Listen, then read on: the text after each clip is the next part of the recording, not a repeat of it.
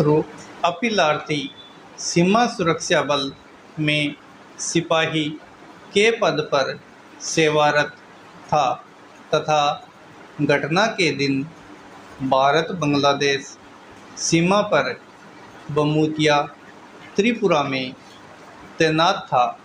दिनांक 5/6/2004 को जब वह सीमा पर पेट्रोलिंग पर था, एक नंदन देव नामक घुसपैठिया उसके फायरिंग में मारा गया, जिसके लिए अपीलार्थी को सामान्य सुरक्षा बल न्यायालय के द्वारा बीएसएफ एक्ट 1968 की धारा 46 तदनुसार भारतीय दंड संहिता की धारा 302 के अंतर्गत दंडनीय हत्या के अपराध के लिए अभियोजित दोष सिद्ध और आदेश दिनांक 10/3/2007 के द्वारा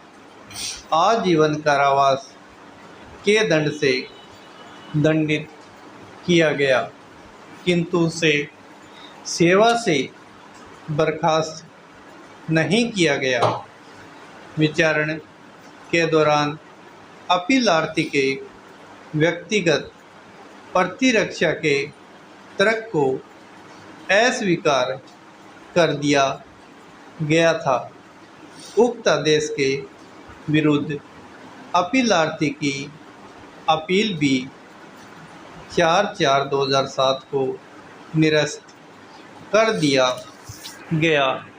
इस बीच भारत सरकार के समक्ष भी उसकी याचिका 19/3/2008 को निरस्त कर दिया। अंततः अपीलार्थी ने दिल्ली उच्च न्यायालय में एक याचिका नंबर 6709/2008 प्रस्तुत किया, जिसे एक खंडपीठ ने आक्षेपित निर्णय आदेश दिनांक 3/3/2011 के द्वारा निरस्त कर दिया। अतः अपीलार्थी ने उच्चतम न्यायालय में यह अपील प्रस्तुत किया।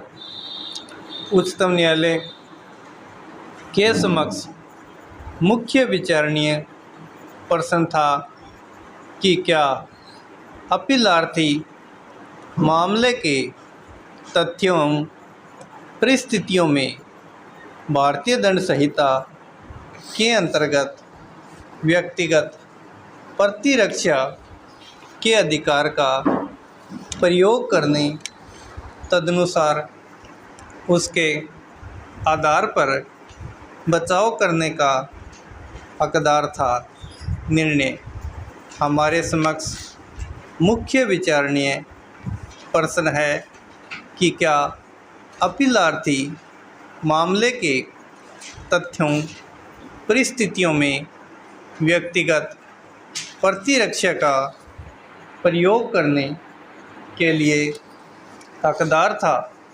व्यक्तिगत प्रतिरक्षा दंडिक विधि में आत्मसंरक्षण के रूप में स्थान प्राप्त है, जो भारतीय दंड संहिता 1860 की धारा 96 के अंतर्गत प्रावधानित है।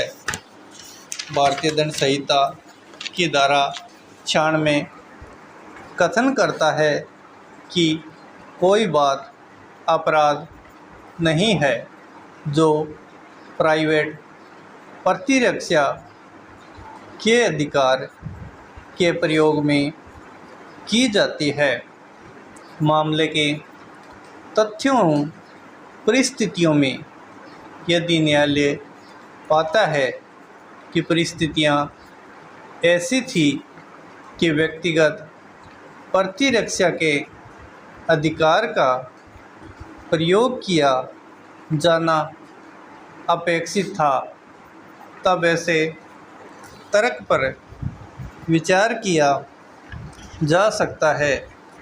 दारास्तान में शरीर और संपत्ति दोनों के प्रतिरक्षा का अधिकार प्रदान करता है। धारा 100 के अंतर्गत उन परिस्थितियों का उल्लेख किया गया है जब शरीर के प्राइवेट प्रतिरक्षा के अधिकार का विस्तार मृत्यु कारित करने तक भी होता है।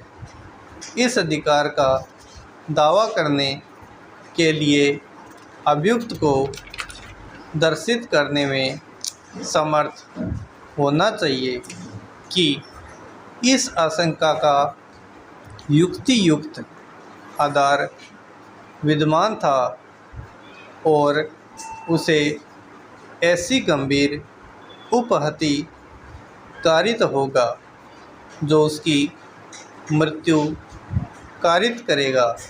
धारा 100 के अनुसार यदि ऐसी आशंका गंभीर उपहति के प्रति है तब भी मृत्यु कारित करने का अधिकार व्यक्तिगत प्रतिरक्षा में उत्पन्न हो जाता है। इस मामले में अभियुक्त अपीलार्थी ने प्रारंभ से ही प्राइवेट प्रतिरक्षा के अधिकार के प्रयोग का तर्क उठाया था, किंतु उसे स्वीकार नहीं किया गया। जिस स्थान पर अपीलार्थी की तैनाती थी इसे विवादित नहीं किया गया है। घटना के कुछ माह पूर्व ही सीमा पर तारबंदी की गई थी। इसके पूर्व दोनों देशों के गांव के नागरिक खुले तौर पर सीमा पार कर आते